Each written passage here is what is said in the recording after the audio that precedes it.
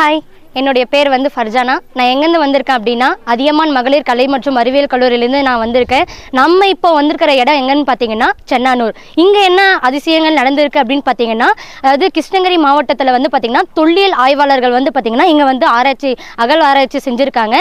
இங்கே வந்து பார்த்தீங்கன்னா இடைக்கற்காலத்தை பயன்படுத்தக்கூடிய கருவிகளும் சரி, பழங்கற்கால பயன்படுத்தக்கூடிய கருவிகளும் சரி நம்ம இங்கே வந்து பார்த்துட்டு இருக்கோம். அது மட்டும் இல்லாமல் அவங்க பயன்படுத்தக்கூடிய கருவிகள் எப்படி இருக்குது, அது வந்து என்னென்ன முறையில் என்னென்ன மக்கள் எல்லாம் பயன்படுத்திட்டு இருக்காங்க அப்படின்னு சொல்லிட்டு நம்ம எல்லாம் தெரிஞ்சுட்டு இருக்கோம்.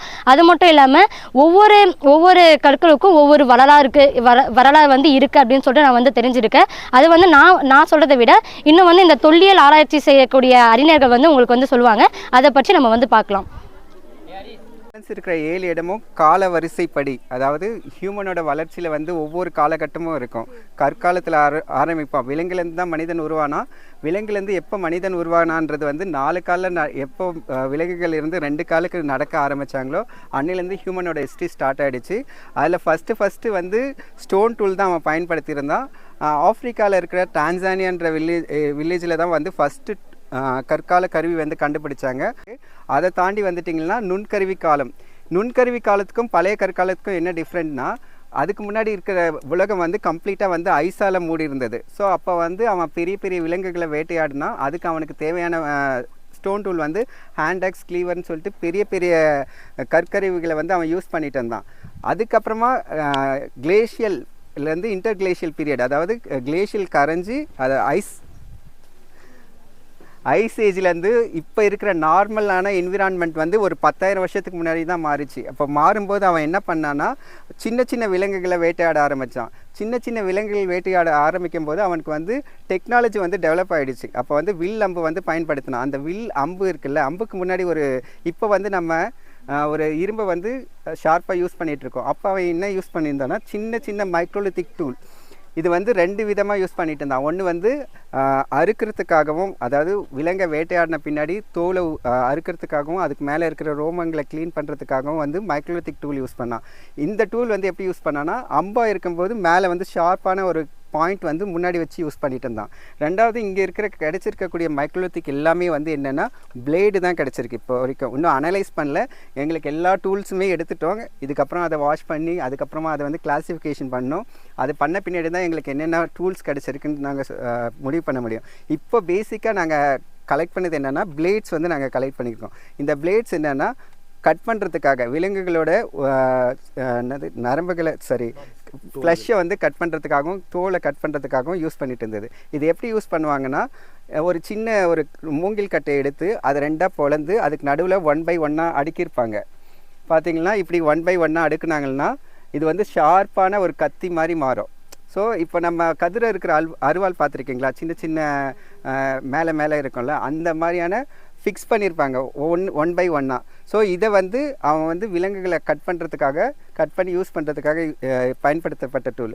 இதுக்கப்புறம் என்ன ஆகுதுன்னா, இதுலேருந்து அவன் வந்து அது வரைக்கும் என்ன ஆயிருந்ததுன்னா ஹண்டர் கேதராக இருந்தாங்க. அவன் ஒரு இடத்துக்கு போவான், விலங்குகளை வேட்டையாடுவான், சாப்பிடுவான், அடுத்த இடத்துக்கு மூவ் ஆகி போவான். அந்த இடத்துல உணவு எங்கே இருக்கோ அதை தேடி போயிட்டு இருந்தான். எங்கேயாவது ஒரு இடத்துல உணவு கிடைக்கும், அங்கே சாப்பிட்டு அங்கேயே செட்டில் ஆகி அடுத்தடுத்து மூவ் ஆகி போயிட்டு இருந்தான். அதுக்கப்புறம் என்ன ஆயிடுச்சுன்னா, உணவு வந்து உற்பத்தி பண்ண ஆரம்பித்தான். அதாவது விவசாயம் பண்ண ஆரம்பித்தான். விவசாயம் பண்ணுறதுக்கு அவனுக்கு வந்து முக்கியமான டூல் வந்து செல்ட் வந்து பயன்படுத்த ஆரம்பித்தான். அது வரைக்கும் இந்த மைக்ரோலித்திக் டூலும் ஹேண்ட்ஆக்ஸும் ஒரு சில டைமில் வந்து சின்ன ஹேண்ட்ஆக்ஸும் யூஸ் பண்ணிட்டு இருந்தான். அப்புறமா இந்த டூல் வந்து இது எதுக்காகனா, ஃபஸ்ட்டு விவசாயம் பண்ணுறதுக்காக தான். அதாவது விவசாயம் பண்ணால் முக்கியமானது என்னென்னா, நிலத்தை சரி பண்ணணும், ஏர் ஓட்டணும்ல, அதுக்கு வந்து கலப்பையாக இந்த டூல் தான் யூஸ் பண்ணிட்டு இருந்தான். அதே டைமில் இந்த டூல் வந்து கோடாரியாகவும் பயன்படுத்தியிருந்தான் வெட்டுறதுக்கு. ஏன்னா அந்த டைமில் எல்லாமே மாறிடுச்சு. நியோலித்திக் டைமில் தான் வந்து நியோலித்திக் ரெவல்யூஷன் சொல்லுவாங்க. இப்போ நம்ம வாழ்ந்துட்டுருக்கோம்ல, இந்த லைஃப் வந்து ஸ்டார்டிங் பாயிண்ட் வந்து அங்கே தான், நியோலித்திக் டைம் பீரியடில் தான். அவன் வந்து ஒரு வீடு கட்டினா, வீட்டு விலங்குகளை மாடு ஆடு எல்லாம் வளர்க்க ஆரம்பித்தான், பானைகளை செய்ய ஆரம்பித்தான். அப்புறமா உணவை வந்து சமைச்சு அதுக்கு முன்னாடி சமைச்சு சாப்பிடுவான். இந்த தானியங்களை வந்து சமைச்சு சாப்பிட ஆரம்பித்தான். ஸோ இந்த மாதிரியான ஒரு லைஃபோட ஸ்டார்டிங் வந்து நியோலித்திக் டைம் பீரியடில் தான். அந்த டைமில் இந்த மாதிரியான டூல் ஆரம்பித்தாங்க.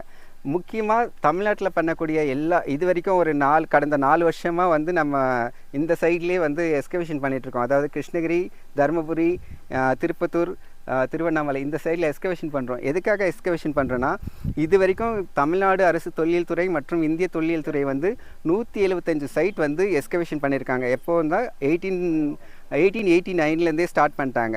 அப்போத்துலேருந்து நம்ம இப்போ வரைக்கும் எஸ்கவேஷன் பண்ணிகிட்ருக்கோம். 175 சைட்டுக்கு மேலே எஸ்கவேஷன் பண்ணியிருக்கோம். இதில் எல்லாமே வந்து அயனேஜ், இயர்லி ஹிஸ்டாரிக்கல், மிடிவல் பீரியடில் மட்டும்தான் எஸ்கவேஷன் பண்ணியிருக்கோம். இல்லைனா பேலியோலித்திக் டைம்லேயும் எஸ்கவேஷன் பண்ணியிருக்கோம். நியோலித்திக் செட்டில்மெண்ட்டுன்றது வந்து நமக்கு கிடைக்காமலே இருந்தது. கர்நாடகா, ஆந்திராவில் பார்த்தீங்கன்னா கிட்டத்தட்ட ஒரு 120 சைட்டுக்கு மேலே அவங்க வந்து எஸ்கவேஷன் பண்ணியிருக்காங்க. இன்னும் கண்டுபிடிச்சிட்டே இருக்காங்க. பியூர் நியோலித்திக் சைட்டுன்னு சொல்லிட்டு நம்மக்கிட்ட அந்த நியோலித்திக் சைட் வந்து கிடையவே கிடையாது. அது ஒரு கேப்பாகவே இருந்தது. ஒரு 5 சைட் மட்டும்தான் வந்து இதுக்கு முன்னாடி நியோலித்திக் சைட்டுன்னு நம்ம சொல்லியிருக்கோம். மோதூர், தருமபுரியில் இருக்கக்கூடிய மோதூர், மயிலாடும்பாறை, அப்புறமா தொகரப்பள்ளி, குட்டூர், மல்லப்பாடி, பையம்பள்ளி, எல்லாமே இங்கே தான் இருக்குது. ஸோ இந்த ஒரு 5 சைட்டு இல்லைன்னா 6 சைட் மட்டும்தான் வந்து எஸ்கவேஷன் பண்ணியிருக்காங்க. திருவண்ணாமலையில் போனீங்கன்னா